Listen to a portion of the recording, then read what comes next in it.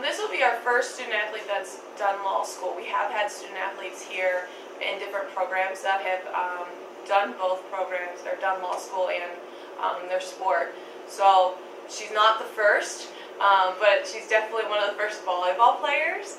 Law school in the very beginning sounded very daunting. I went in kind of just expecting the absolute worst, and I think that's helped me kind of perform, just because it's like, it's never as bad as you think it's going to be kind of thing. Sometimes too, you run into professors that, some professors are really great about it and are so willing to work with you, and sometimes you just run into ones that aren't as flexible, and so that becomes a challenge too, just dealing with that. And I guess a lot of times too, like having that relationship with your professors is something that the typical student might not have to have or be as concerned with. There's a lot of advantages to being a student athlete, so I think you probably should be held to a higher standard just because you reap benefits of being one.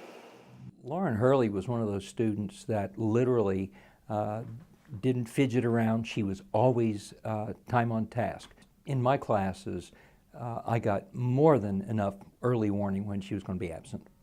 Lauren was always extremely caring about coming in and saying, I'll be gone in a week or 2 weeks, what assignments are coming up, what can I get ahead of.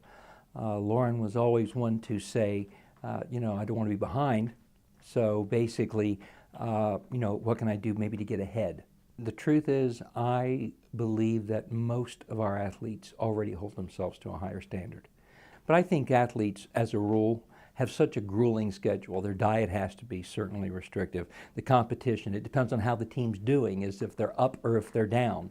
And sometimes if they get despondent on the sport and the team's not doing well, their grades show that. We place a lot of emphasis on academics in our program, and Lowe's kind of talked about it throughout her career, and when she decided to do it, I was excited for her, and also realizing how time-consuming it was and how challenging it was, just kind of helping her give some motivation to get through it.